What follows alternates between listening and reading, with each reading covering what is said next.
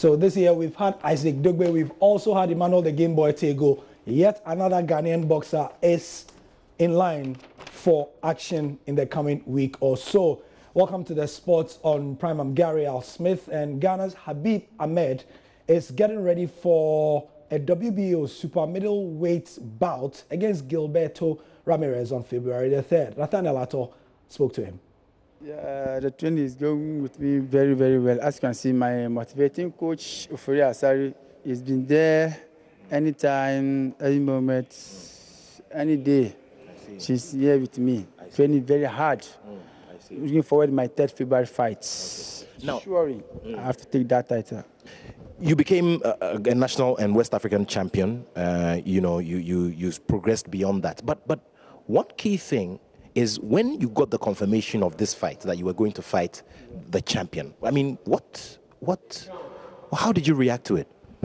Yeah, when I got the information that I'm going to fight the world champion, yeah, that moment I'm very, very happy. I'm not scared because I've been in so many games. I've been an amateur in world levels. Somebody will ask me, I'm not scared of that world champion. I say, no. Why? Because I've been a world championship class, Commonwealth Games class, qualification Olympics game class. So I'm not scared of him. Talk about, all the people in this division. I mean, now you're facing the champion himself. When you sit down and you picture February 3rd, what are some of the things that come into your mind? I mean, I'm sure you're picturing yourself in the ring with him and all of that. What sometimes comes into your mind? Yeah, that's true. Even when I'm sleeping, I can't sleep. I've been picturing him. About like I'm fighting him. Any day, any night. I can't sleep. Wow. Yeah, I can't sleep. It's like now I'm carrying Ghana over my head, so I can't sleep now. I have to take that title before I can sleep. I like that. He won't sleep because he's got the burden of Ghana on his head. Speaking of burdens, host and win is something that a lot of countries are used to, especially when you are hosting a major championship, like Morocco. They are the host of the African Nations Championship, or the CHAN, and they have qualified to the final. They beat Libya after extra time a couple of hours ago. Take this. He delivers into the penalty area. There it is, the chance for Morocco! They've scored the goal! I don't believe it! El Kaabi! Goal number 7! Well, it came from a flick. He was at the far post, and everything just stopped second time in this game. So look, Hadraf's, well, it came off the back of a player. I think that, well, it was just too easy, wasn't it, here? That's a decent ball, and the ball taken to El Kati. Just can't get past. Oh, it's a penalty! The referee has pointed to the penalty spot. El Kati with the penalty. Can he find the back of the net? Here's the strike. He hesitates. It's in the back of the net. 3-1! Has found the back of the net.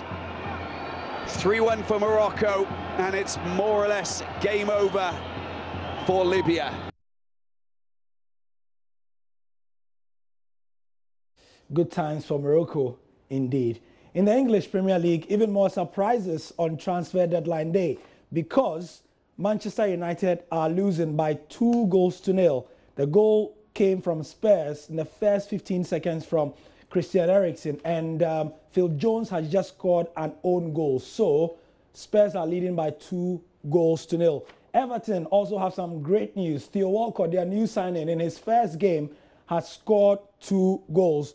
So 2-0 against Leicester City, both goals by Theo Walcott. Newcastle 0-0 Burnley. Southampton versus Brighton and Hove Albion sees their away team winning. And Man City, who have dropped their interest for Riyad Mahrez, are winning by 1-0. Stoke 0-0 Watford, and Chelsea 0-0 AFC Bournemouth. A lot of the teams you see there are involved in transfer activity. Olivier Giroud has moved to Chelsea for 18 months, and also Arsenal's deal with Pierre-Emerick Aubameyang has been done. Arsenal have signed striker Pierre-Emerick Aubameyang from Borussia Dortmund in a club record £56 million deal.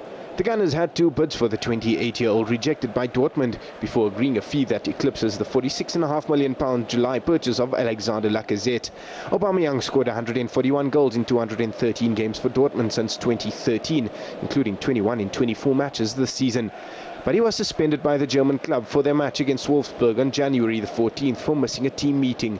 The forward was also left out of the squad for their next game at Hertha Berlin because club officials felt he was not focused enough, but he did play 90 minutes in Sunday's 2-2 draw with Freiburg. Aubameyang joined Dortmund from French club Saint-Étienne in 2013. During his stay with the Bundesliga Giants, the only major trophy he won was the German Cup in 2017.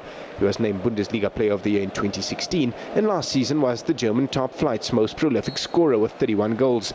As a result, Dortmund have agreed a deal to sign Chelsea forward Michy Batshuayi on loan for the rest of the season, subject to a medical. Batshuayi has made 32 league appearances for Chelsea since joining the club from Marseille in July 2016, scoring 7 goals. The 24-year-old had been in contention to make Chelsea's squad for their Premier League clash with Bournemouth on transfer deadline day, despite continuous links to a January transfer. Instead, he will head to Germany after Dortmund agreed to pay €1.5 million to land the Belgium international as a replacement for Aubameyang. To complete a triangle of transfers between the 3 sides, Chelsea could be set to land Olivier Giroud from the Gunners to replace Batshuayi and offer backup to Alvaro Morata, having already agreed an £18 million fee for the Frenchman. Meanwhile, Mesut Ozil has signed a new 3.5-year deal to stay at Arsenal until 2021. The German becomes the highest paid player in the club's history, earning about £350,000 a week before tax.